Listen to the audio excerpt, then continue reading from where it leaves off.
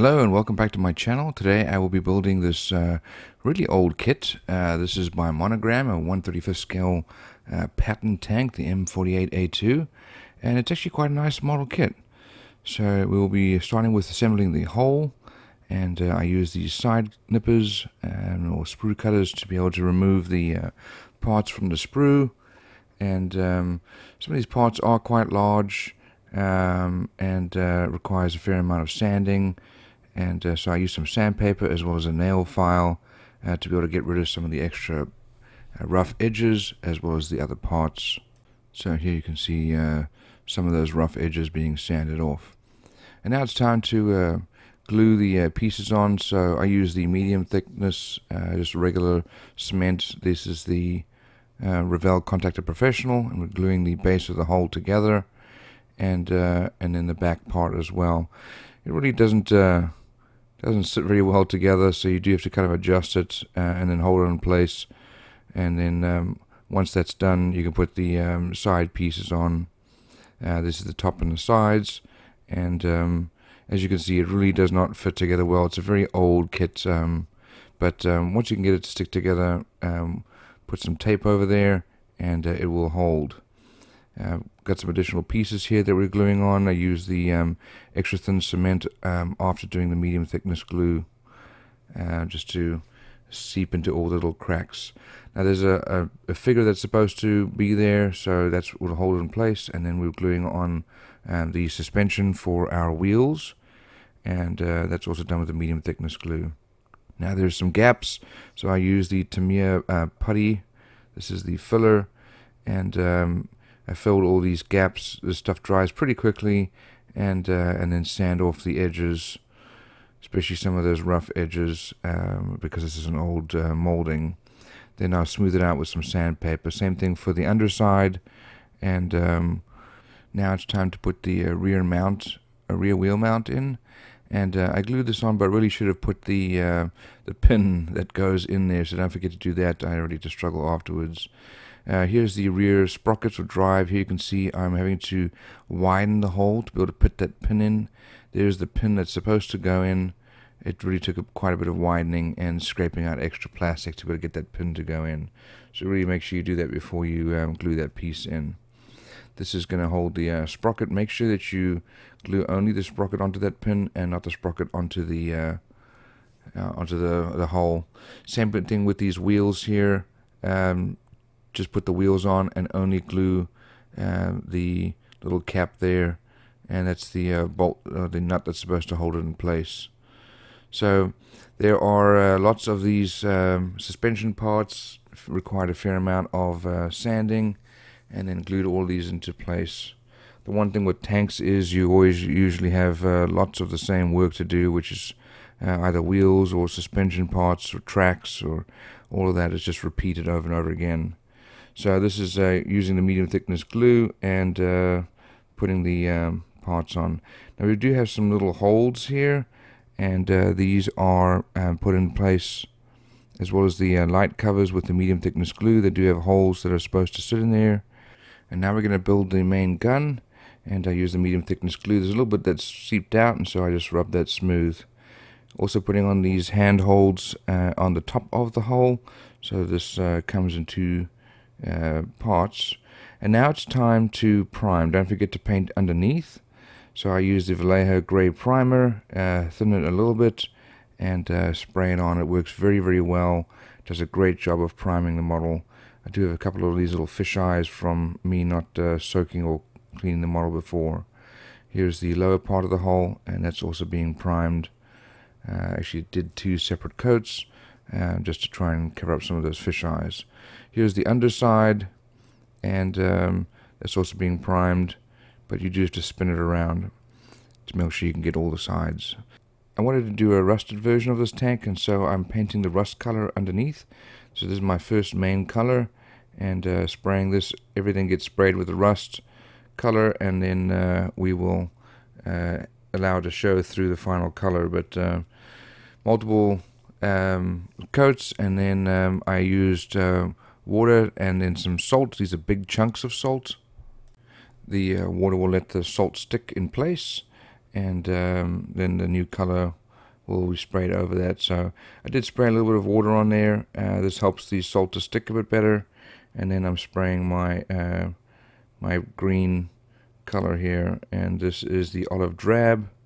It's a slightly lighter, yellower version compared to the Tamiya version, which is more green. And I'm spraying everything with that same olive drab. And as you can see there's a fair amount of salt in those places. That'll help to cover up the rust. Don't forget to spray underneath where the tracks run, otherwise it's going to be very obvious underneath your tank. When it's dry, or mostly dry, I use a toothbrush, an old toothbrush, just to be able to scrape off some of that paint and that salt, and it shows the rust color underneath. But as you can see there, these ended up being quite large chunks of rust showing through, and I wasn't entirely happy with it, so we'll have to fix that later on. So here I'm doing some rust color with a paintbrush as well, because not all of it came through, and then I'll just brush it off. Not all the rust was able to come through. So I added some extra weathering here with this rust color, and did some streaking with this paintbrush. Same thing with the front, like it's run over a couple of things and scraped against heavy things, rocks or trees and so on. And so as you can see, I'm just kind of roughing it up. Now I am just sealing this all in. This is with a dry clear coat. Same thing for the top of the hole. And I'm certainly not finished, but this is just so I can put decals on. I don't like to put them straight on the paint because they don't fit quite as well, or don't stick quite as well. And there aren't many decals for this model. This is a tank with not many decals, not many painted things on it. But once this is dry and in the right place, then I'll show you. We'll be able to add some more weathering. So same thing here, just kind of brushing up different parts here. This is obviously you want to have some weathering on the paint or the decals. You don't want it to look like a really old rusted tank with brand new painted numbers and so on. Now it's time to paint the tools. They had some tools like a shovel and a pickaxe and so on the top of the tank, and so I'm painting the handles brown. And then we're also going to paint the cables that they had. These were going to be steel, and then like a grey metallic silver for the handles and for the other parts. Now rust also comes in orange colors as well as different browns, so I used 3 different browns. It was dark brown, a medium brown, and then an orange. And as you can see, I'm just adding just kind of a messy pattern of orange kind of everywhere. This is a very watered down color, and now it's time to add some Tamiya panel line accent. I'm scraping off some of the decal here. It's all set very well, and so it's very easy to scrape off if it's still fresh. This one you can kind of see parts are coming off, so I did get rid of some of those parts of the decal that were coming off. I'm adding some more rust color here because it just kind of looks too clean and not quite just organized enough. Here are the rear lights, and this is just with a semi-gloss black, and that was fairly easy to paint. I did try and paint the wheels like this. This is with the tire color from Tamiya, but it just wasn't sticking very well, and so I actually just clear coated the model again with a matte color, and once that was dry, then the wheels accepted the tire color much easier. Same thing for the top. Here we go, we're painting again. This is the tire color. Use just plenty of paint, allows it to spread very well. Don't forget to paint the sides of these wheels, as these were also rubbery or rubberized. So now that that's done, now it's time to start on the wheels. So the wheels, there are many of them, and I cut them all off. I sanded them down on the edges because they all had these kind of raised lips. I guess that was to keep the track in place, but on a model, but I prefer to have it a bit flat. So I sanded them all down with the nail file and then with some sandpaper.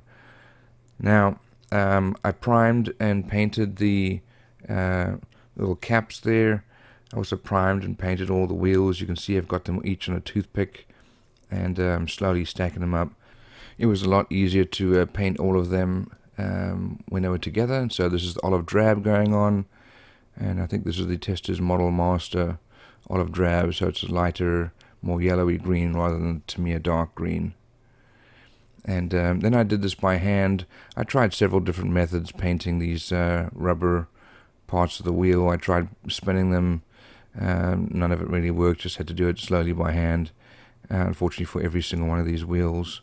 And then don't forget to do the back part of the wheel. There was also some rubber there. So once that was all done, then it was time to add some rust. This is with the medium brown, then also added a dark brown, and then the orange. Really just kind of just messy painting everywhere. Here's the orange, very thinned out paints, because I wanted to look streaky, but also show through some of the olive drab and green from underneath. Now it's time to mount these wheels. I didn't really add a lot of detail for the inside wheels because you are not going to see much of them. And then make sure you only glue that cap. Do not glue the wheels. You can glue them together, but don't glue them to that axle, because then the wheels will not turn. So many wheels going on. Each of those have their little cap that's glued on. And now it's time to make the turret. So this is the machine gun, and that is glued together and then sanded. Different parts are put together. This is a little hatch. I used the extra thin cement because I didn't want to have a large piece of glue sticking out. You can use it in places like this where you're not going to see it, and it'll help to keep the turret in place. So once I've sanded things down, sometimes like this hatch, I will use some extra thin cement so it kind of disappears into it. Now it's time to put the bottom part of that hatch on, or the turret, and that fit together actually very well. Adding some extra thin cement to be able to close that gap. There's a little cage that goes on the back of the turret, and there were some mold lines on it, so I scraped those off and then glued on the extra pieces with the medium thickness glue. So once that is all done, now I can glue that to the back, and it has to be a little bit flexible to go in. So I did this while it was still fresh, and then that scraped down area, I used the extra thin cement. Now I'm sanding off the back here. There definitely was a huge lip between the two pieces, but it was very easy to sand down. Here are the remaining parts that are going on the turret, as well as some of the handholds, and then this little roof there. Not sure what they'd call it, a cupola maybe, or something else. Now here's the antenna that goes on very easily, and we have some gas tanks, and these are glued together and then stuck on the turret in place. They do have the I guess the straps already molded into them, so those are glued in. And then I did drill out the main turret because it was the main gun, it was not actually open, which just looks stupid. And then I did the same thing for the machine gun, and drilled that, started with the scalpel, and then drilled it out. Now it's time to prime the turret. Did this with the Vallejo grain primer as well, and gray primer just kind of sticks to everything, and you do have to thin it out, but it really works very well, and your paints will stick very nicely to it. Same thing with the top now of the turret. I'm doing the brown color, and that is going to be for the rust spraying on the water, and same thing with the salt. And when that had dried a little bit, it was time to spray on the olive drab. As I said, this was the Model Masters acrylic from Testers, which unfortunately they don't make anymore, but you can mix your own by using the Tamiya olive drab and just lightening it with a little bit of yellow. Here's scraping off the extra salt and some of the paint with the salt toothbrush. Make sure you don't rip your antenna. They still had this Revell detail on the back, which was molded in, so I scraped that off. I don't like seeing that on my model. Adding some extra rust and some features, so that's with some greens, some browns, and doing some streaking like things are running down the side of the tank. And then it's time to clear coat the model. This is so I can put the decals on. They do have some fun decals for this model. I use the Microset and Microsol, and then a Q-tip to be able to rub the rest of it out, and then coat it with the Microsol afterwards. And but as you can see, this is a very old rusty tank, but we have got these fresh decals, so that doesn't look right. So once that's all put into place, including our flower power on both sides of the main gun, I will scrape them down. So here's some paint going on. I do scrape them and then touch them up with some olive drab as well as some rust color, just so it doesn't show through. You don't want it to look like it's all fresh. The gas cans had some of the brown showing through, and these typically didn't rust quite the same, so I painted those and touched them up. So once that's all done, now it is time to move on with the orange color. So as you can see there, I've taken a little bit of orange and thinned it out and just kind of spreading it around. Once I put it on there, I have it streaking down. This is all acrylic, and once that's dry, it's time to seal the model with the clear coat. So this is just a matte clear coat. So we're going to put the turret on the main hull. You do that by gluing this little cap in. I'm going to paint the radio antenna. It's going to be black and then green. I also to patch up or touch up some of the rust areas. I used a darker green here, and I think this is the Tamiya olive drab, which is much darker. I just did a little bit of that, and then used some of the Testors Model Master olive drab because it was lighter and more yellow. That was the original color. And if we put it on a piece of foam, you just put the paint literally just on the foam and then touch it up. You'll get a very irregular, random-looking pattern, and you don't have quite so obvious the brush strokes from before. So I really like this foam technique, but obviously the foam does harden with that paint, and so you have to throw it away afterwards. So there's the antenna being painted. It was painted olive drab. We're doing silver for our front lights, and these lights held the silver very, very well without any running. I just did have to touch up the black rear lights. Some of these parts here on the top of the hull also were supposed to be a little darker, so I added a metallic gray. And now it's time to make the tracks. These are a bit of a pain. I have previously tried using a heated up screwdriver, but this did not work well on these particular tracks, and I ended up using CA super glue, and that worked much better. Once that was dried, it actually was surprisingly still flexible. I did use a sand color and painted it on, quite decent thickness, and then wiped most of it off to get that worn look. Just use a paper towel. There's the rest of the track, and don't forget to paint on the inside because they definitely had mud on the inside, and then wipe off the outside. You also need to do the inner layer of the track. Don't forget to do that because otherwise it looks nice and shiny on your very well weathered track. So the tracks go on actually very easily. They do explain what direction they go on as well in the instructions, and I put it on with the sprocket part going on last. And don't forget to seat the little pieces in between the teeth of the sprocket. And then there's a groove between the wheels, and it actually sits very nicely. And if you put the model together properly, you can have the tracks move with a bit of resistance, but they will move. If you glue those wheels, obviously nothing's going to move.